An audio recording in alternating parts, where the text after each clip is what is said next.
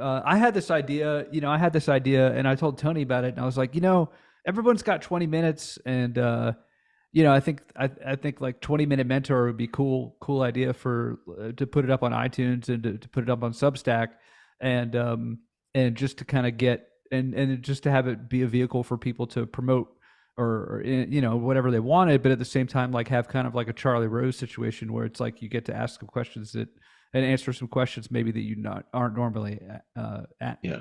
aren't normally asked. So Yeah. um, uh, so yeah, man. People So like, I wanted to ask you about the triangle of insight, right? And for those of us who are just joining us, so Travis has this thing, and I'm going to try to explain it, but basically Travis will do a lot better job of basically the triangle of insight was, and one of my questions was like, why did you create something like that? What was the challenge, if you could think back? What was the challenge that you were facing when you were writing your email promotions, to where you're like, man, I've got to come up with a simpler way to get to the heart of what I'm trying to say faster or in a more effective way, that you came up with the triangle of insight. Maybe you could walk the audience through how that works. yeah. Well, first, like the key word here is insight and the power of insight. Insight is like a flashlight that you can shine in front of people and kind of help them guide their way, especially if they feel like they're kind of in the dark a little bit, and help them get to where they're going, right? What I figured out over many, many years of doing this is if you want to win friends and make a hell of a lot of money, like insight is the tool. You want to be able to give people insight that works better than authority. Like authority is a great card to have in your hand if you have it, but if you don't, helping somebody out by shining a light in front of them and making sure they don't fall into a pit, or guiding the path. Like if somebody's been stuck in a cave for 2 years and you light a candle, right? It doesn't have to be big, but that with that candle, they can see the whole room and they can find their way out, right? And they're gonna like, yes. So you help them with that one small thing, and you can keep leading them to the next thing. So I realized it was insight, and I was in all kinds of markets, from home construction to relationships to diet to money, and it worked in every single market. People had a problem, right? They keep their problems because they have a false assumption about what needs to solve it, right? And so we want to shine that light of insight, but we want to do it in a way where we don't cause shame, make them feel bad about themselves, and those things. So those are some of the challenges. And I just wanted, on two levels, I did the triangle of insight. One, because I wanted a framework that made it easy for me to pump out an email in like 10 to 20 minutes that was actually move the conversion golf ball closer and closer to the hole, right? Or even go into the hole, right? Shine that insight. Plus, I needed something that I could give to copywriters.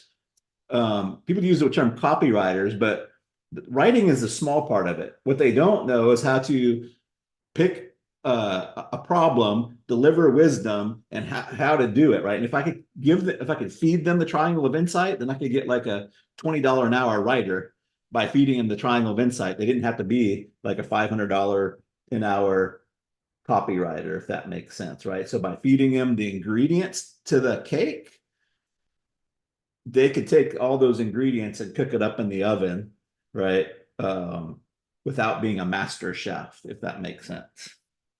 No, yeah, it does. And I mean, I think it's a lot more effective to give them the kind of insight than basically buy my stuff, right? Which Yeah. is the track that If everybody you're else. serious about this, buy my stuff, Right. right? Or shaming, right? Like here's why you're not successful. I see this all the time in emails and posts, and then they wonder why they got all the struggle bunnies and all um the time starved people, right? Because we're shaming them, blaming them, and we're not helping them see why they're having the challenge they are, right? And what needs to happen to remove that challenge. Mm. Yeah, and that's the other thing I was going to ask is like, what do you see uh, the pitfalls and kind of mistakes that other people are doing? But basically, that whole thing of I mean, one of the things I see is just people are like solution aware but not problem aware, right? And they'll be like, you got a headache, you should buy my pills, right? And they just go on and on about the Yeah. pills, and there's nothing about the Yeah. problem, right? And they either overuse logic or they rely on their authority and their fame. That's why everybody thinks authority and fame is the only conversion mechanism, right? So they get somebody with authority and the cast shame on them, and they get a few people to buy, right? Maybe they have ginormous audiences, right? And again, like time and time again, I realized whether you had authority or didn't have authority, if you could get somebody to see their problem in a different light, in a different angle, they're like, oh my God. And they have this implicit decision, like, this is what I need now. And so you could position your thing, that be that next thing, to be like, oh my God, this is what I need. And they come to it on their own decision and they purchase it on their own without all the drama of look at how many and testimonials and all that kind of stuff, right? Testimonials are great if you have them, but I don't need testimonials to sell. I just have to shine a light on a problem in a different way so people see it different and they come to their own conclusions about what they're missing and what it's going to take to get them from hell island to heaven island, right? Yeah, I mean, one of the markets that I was helping was like life coaches, and so when you kind of taught me the triangle of insight, um, and kind of what is the audience's hell island, what is the audience's heaven island, you know, Yeah, what does that look like? So I kind of had to teach these people, look, every market has what I call a 90-minute line from hell, and it's like when you go to the airport, you got to take off your clothes, you got to put your clothes back on, you know, but that's then it's like the heaven island. Well, okay, so now so it's one thing for me to come out along and say, do you want to fly frustration free? And it's like, well, what does that mean? But if I could finger point to that hell island, which is the right. 90-minute line, and then I could point to TSA pre and say, hey, there's this TSA pre thing, you know, would you like to hear about it? And you don't have to take off your clothes, you don't have to, you know, That's right. come to the airport. You don't have to get So felt up. Now, some people yeah, like yeah, that. you Like, don't have to this is how I get my extracurriculars get in. Like, so I bonded. would probably not take you up on that offer because, like, wow, like somebody's going to feel me up. I'm down, right? Yeah, I'm yeah, just kidding, right? But yeah. So what you're talking about on the triangle, right, is one of the corners. I usually say it's the lower left corner. It's what we call a symptom. It's a symptom of Hell Island. The lower left hand corner is a symptom of Hell Island, very specific vision of Heaven Island, or the obstacle in between, right? And so, since we're limited on time, we'll just talk about symptoms of Hell Island. But that's the symptom, right? Frustration in a line is a problem. It's too, yes, it's true. But when you say, good Lord, like if I have to get pat down one more time by TSA, like, I'm going to whatever. That's a very specific symptom, right? That they have. If they're on Hell Island, they don't. A problem is they may be hungry, right? Yeah, but a symptom is like, are you tired of eating bugs and lizards, right. right? Right, because that's all they have on the island. Like, oh my God, like, and then a vision of heaven wouldn't be food. Hey, if you're tired of eating bugs and lizards, get some food. It would be, I have an Australian Wagyu steak over there and a bottle of Macallan 18 Glenlivet and uh, uh, Jessica Alba for a dinner date, or for, I don't know who the guy heartthrob is, right? But that's way more of a better vision, right? And the obstacle might be something that they've tried before, right? Hey, if you tried to get across in a dinghy, right? There's too many sharks and you can't go fast enough the sharks are going to get you, right? But we've got a speedboat, right? It's big, it goes fast, it's going to get you from eating bugs this morning to eating Australian Wagyu in a bottle of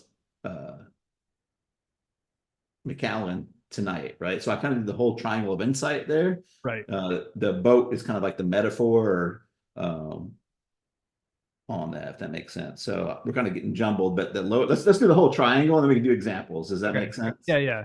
So the lower part of the left-hand side of the triangle is a symptom of Hell Island, a specific vision of Heaven Island, or the obstacle in between. The very top of the triangle is wisdom.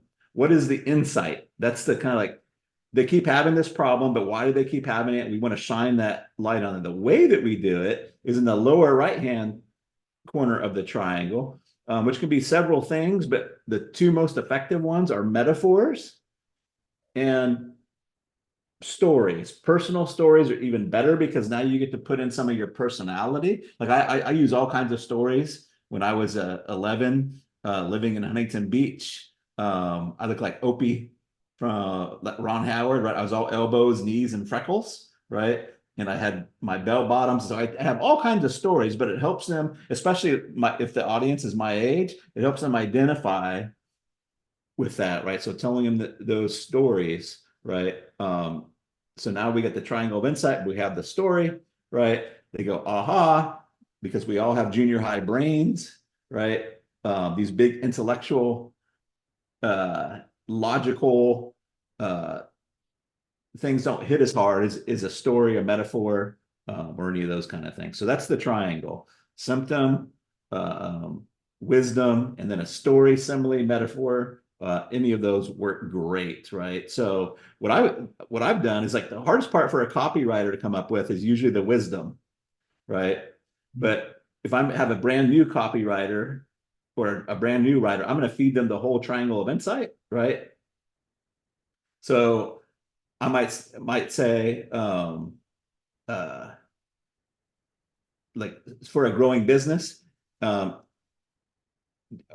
you late on payroll checks in the last 6 months? Right. My wisdom might be that they're not doing enough with the intellectual property that they already have, right? Which is a very brainy kind of thing, right? But I might use a story of how, when I was a kid, we were broke, and I wanted to lift weights, but we didn't have money to buy weights. So I took a suitcase, right?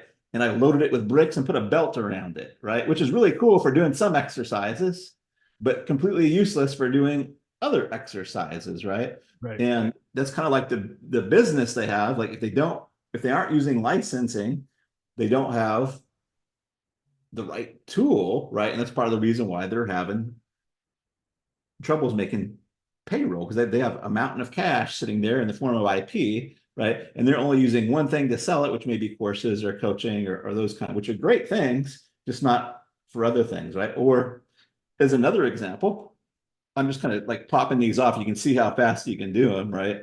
I could use, if my audience was more home type, right? I could use an oven as a metaphor. And you can start anywhere on the triangle you want. Usually when you're getting your feet wet, you start out on the lower left-hand side with a symptom, and then you figure out what the wisdom is and the metaphor. But a lot of folks right now, right, a symptom may be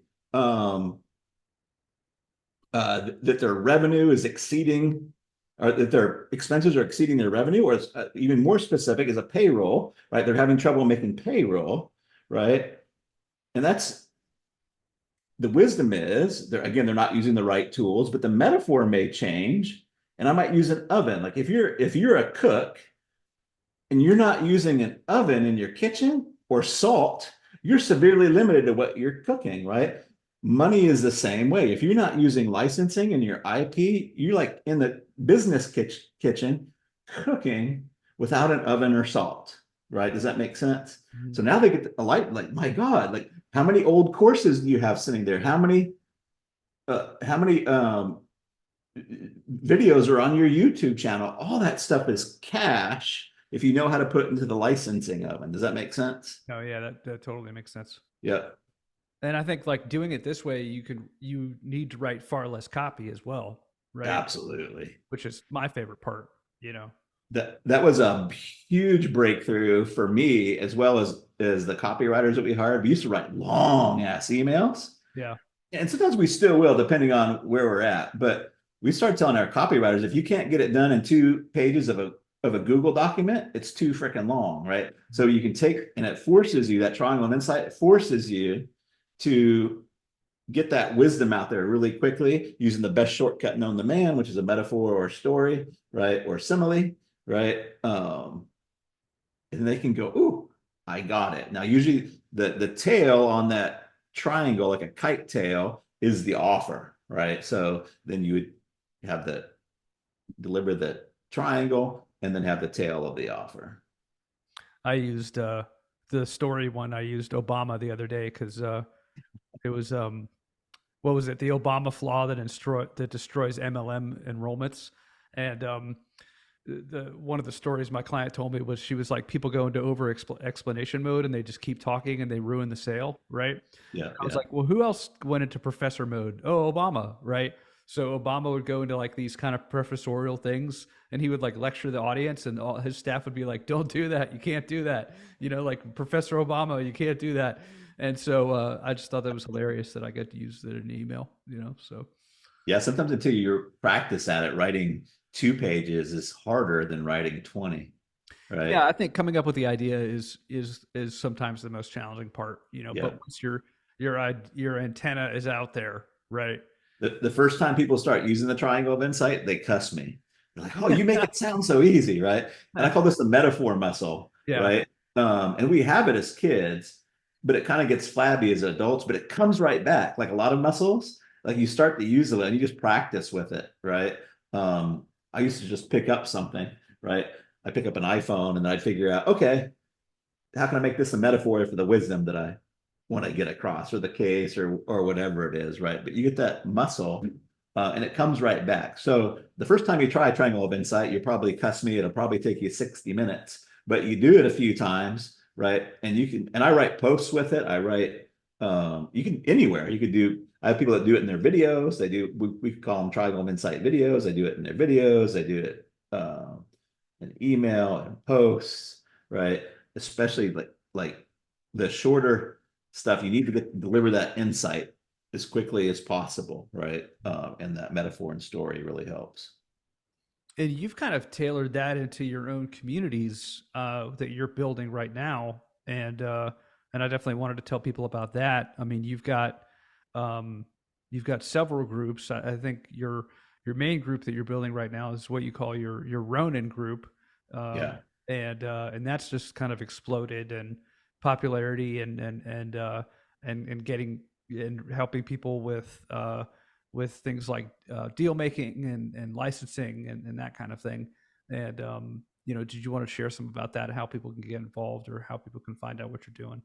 Yeah, dude. I have I'm trying to figure out where to start here. So I've got Royalty Ronin, and the whole idea behind Royalty Ronin is what I call the 30-year wealth shortcut. Most people try to save up their money for 30 years to get a couple million so they can put it in stocks or whatever and live off of it, right? But what hedge fund managers, what rich people do is they don't worry about ownership. They go out and get control of something, right? So hedge fund manager, average age of a hedge fund manager is 35 years old. Right now, I guarantee you, as we're talking, there's some 65-year-old lady writing a check to a 35-year-old hedge fund manager for 10 million, 20 million, $30 million, her whole life savings, right? And the deal is what's called 2 and 20. It's a 2% management fee and a 20% of whatever they make, right?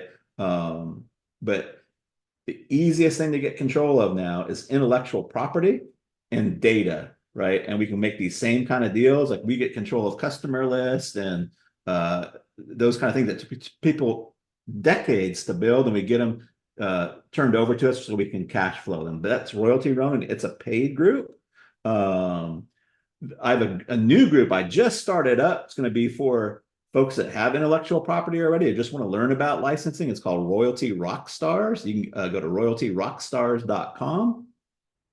That'll take you to a free group right there. If you don't give a shit about any of that, you just want to learn how to do better offers, I got another free group called $1,000,000offermojo.com. That'll take you to a Facebook group where we talk about offers and offer help and those kind of things. But those are probably the best portals into my little Mojo and Ronin and royalty world, I guess.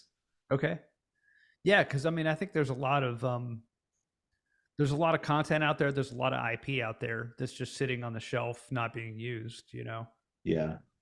I don't I would say I'm retired, but I mostly teach and mentor when I feel like it. And I really do think in the world today, if you're making money and you don't understand licensing, and you don't understand how to license IP, you're literally in the money kitchen without an oven or without a sharp knife or without salt, right? You can still make a lot of money and stuff, but you just got that limit, right? So today, IP and data is cash. It is the new oil. It is the new, right? And if you don't understand, that's what all the NFTs are about and crypto, that's all IP, right? So if you don't understand how to do deals and do licensing with it, right, you're uh, again like cooking without salt, right? Or trying to put bread in without yeast, right? You're going to get a result, but it's not going to be as great as if you understood those kind of things. Mm. Yeah, I mean, if you just look at Hollywood, Hollywood's all about IP and licensing, you know. Absolutely. George Lucas added like two or three sentences to a contract when he did Star Wars, right? He was honest. I may be getting the story a little bit out of whack, but they were negotiating the contract for Star Wars. And he said, "Hey, by the way, I would like merchandising rights for Star Wars." They're like, "Yeah, yeah, okay, we'll put that in there, right?" Made him millions upon millions of maybe billions of dollars, right? I know I had Star Wars sheets, Star Wars lunchbox, Star Wars thermoses, like Star Wars. I think everything I had was Star Wars, and every time mom would buy some Star Wars stuff, or I'd buy Star Wars stuff, your toys, right? With my paper route money, George Lucas was getting a little bit of Cash. that. Right? Cash. That's right. I heard that he also has the trademark to the word Android. Oh, really? So every time That would be interesting. that droid or Android is Yeah, made, I don't know if that's true, I but don't know either. it must be nice, you know. Yeah. So I don't want to get off on a tangent on licensing here, but the triangle of insight certainly helps me explain something complicated like IP and licensing and those kind of things. Yeah, I mean, because I think that's one of your main gifts is take the complicated and try to simplify it as much as possible for people to to want to not only to want to get involved Yeah. in what you're offering, but to want to help other people to sell to sell either sell your your own products or your own services, or to help a client sell their products and services. And I think it's just an invaluable thing, and that's why I wanted to talk about it and help people kind of shed some light on how do I do this kind of thing, and because nobody really talks about it, nobody talks about Thanks, man. Like you're gonna make me blush. Like what I want on my tombstone, my epitaph is "Made the light come on." So the triangle of insight really is a deep and meaningful tool for me because it's kind of the way that I help people get insight. And I've made quite a few friends over the years, right? Whether they bought anything from me or not, a lot of people do buy stuff from me, but I have people that's buying stuff from me for years. I got a guy in the Ronin group right now that was one of the first subscribers on my first email list way back in 2004, right? So that triangle of insight, like people don't remember what you write to them, but they kind of remember the ahas and the braingasms you give them. It's like, oh, like he made me see this, right? And that kind of carries you through the years as well. it. I think so. So, well, dude, thank you so much for your time You're and so welcome, man. expertise. I appreciate it. And but yeah, dude, that's all I had. Um, Okay, cool. you know, That was easy. I just wanted to show people that and um and yeah, we'll get it up there as soon as I can. I got to figure out the iTunes thing and all that stuff. So If you want to pop it up in Ronin or Rockstars or any of those things, if you want to, I'm okay, totally. cool. Yeah, I'll get it up there. Yep. Awesome. Yep. All Cool, right, Doc. dude. Well, thank you so much, All right, man. I'll talk to you later. man. I appreciate it. All right, bye bye.